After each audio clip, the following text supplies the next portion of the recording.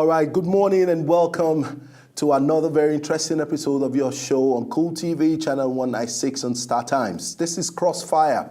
My name is Dako Banjo and I have with me on the show Ishoma Againe, and we'll be driving the show together. Thank God it's Friday. Ishoma is excited. Good morning, Nigerians, and you're welcome to the show. Happy New Month as we love to greet new people. 1st, yeah. And Happy Workers' Day also.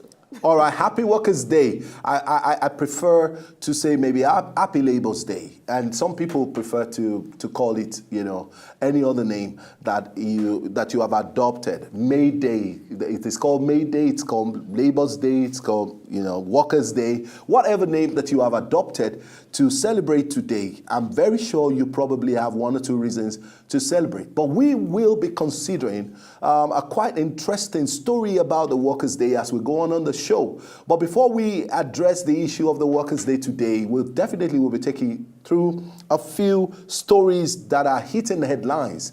And so we'll just be discussing them briefly, and then we will go to should Nigerians celebrate Workers' Day? Should Nigerians celebrate Workers' Day? All right, so we'll quickly take one or two stories and then we go straight into that while I get prompted when we are ready. All right, Jonathan pledges to hand over a terrorist-free Nigeria.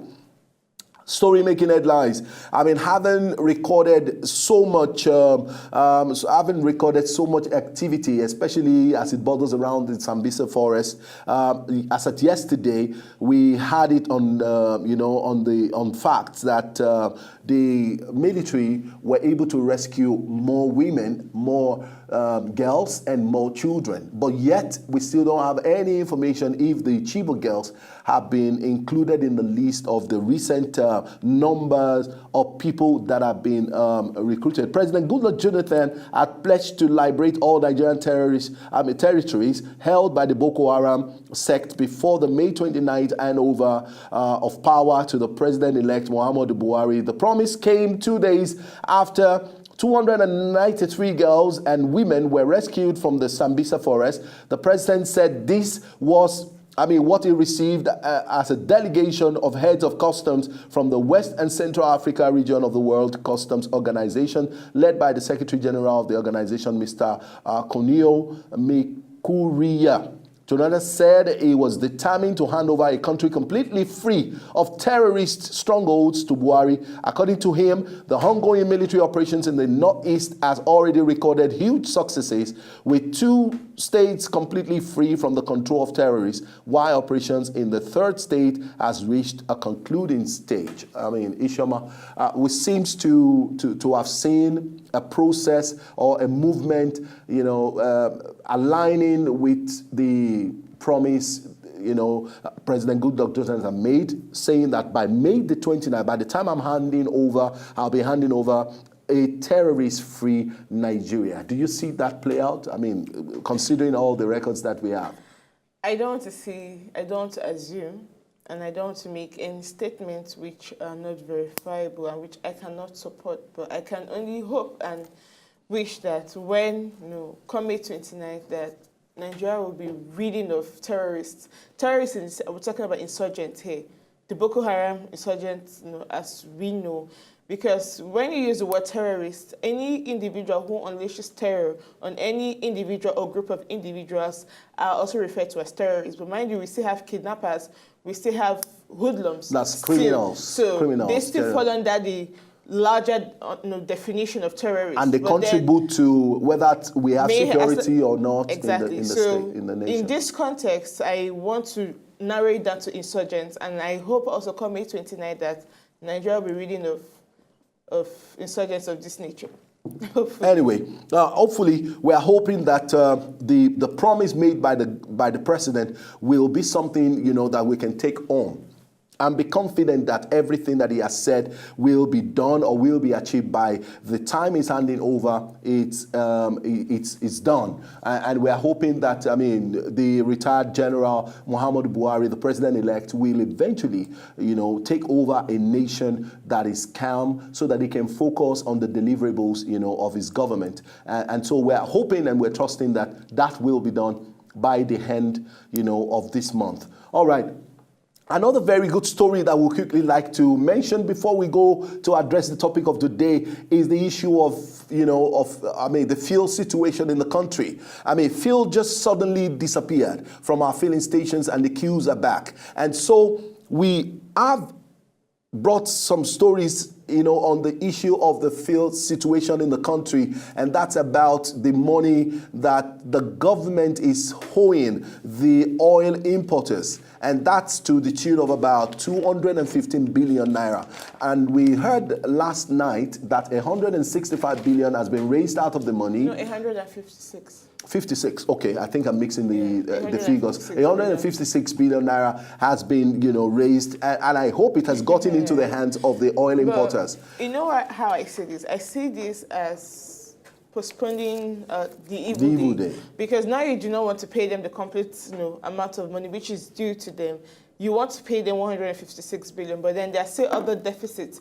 And the one thing is sure, they would not still become, no matter, even if you pay them this, it's not a guarantee that they will begin to, bring or import, petroleum products into the country, because now you're going to pay them a certain amount of money to pacify them. But one thing is sure, before May 29th, they will still go on and protest, and that could even cause more trouble for Nigerians, because what will it cost the government to pay them off once and for all? So we know that Nigerians can go about their daily lives without fear of, should I start hoarding fuel in my house? And when people, because now people will be led to do that, you begin to buy petroleum products, which is not safe. You begin to hoard it in your house. Any little incident, fire will result, and lives could be lost in the process. So what will it cost the Nigerian government to pay them off?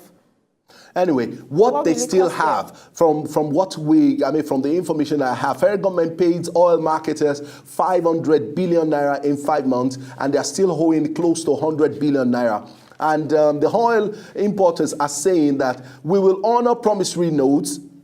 That's what the marketers are saying. And then Nigeria orders push OPEC's April output to 31 million barrel per day, 31 million barrel per day. On Thursday, it was said that 156 billion to oil marketers, has it to be prioritized payments due to revenue constraints, bringing total payments to 500 billion. But my concern. Well, at the end of the day, I'm more particular about individuals, Nigerians who are suffering it more, because right now, from what we're seeing, as reported in the newspapers, a litre of oil is selling for about 200 naira per litre. It's even more than that in so many more than places. That. And also, since most of the filling stations probably would have been out of petroleum products, you have to resort to going to the black market to buy, and there is no way the black marketers can sell for 200 naira per litre. Yeah, for me, so this shows the level of suffering which Nigerians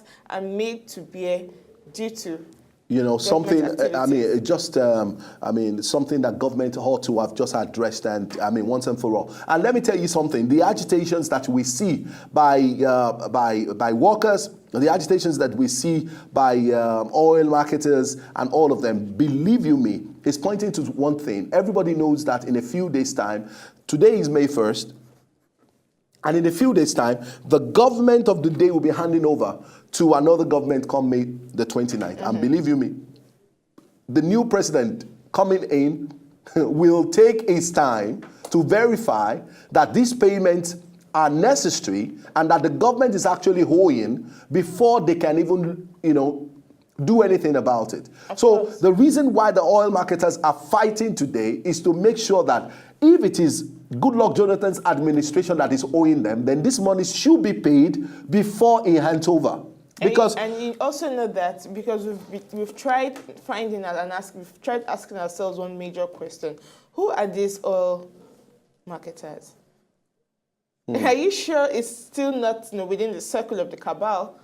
And some of these individuals also know that a man like Buhari, when he comes in, will do a whole lot of findings. And by the time, some of the fraud and the illegalities which are covering, which are... for all I care, it could even be one or two people working very closely with the government. Exactly. And so they need I guess that's one of the reasons out. why they need to get this money, because they wouldn't want any situation where they will have to weep and, cry when he comes to investigate and then he finds some other, exigencies also. So I understand the plight, but my issue is Nigerians shouldn't be made to suffer.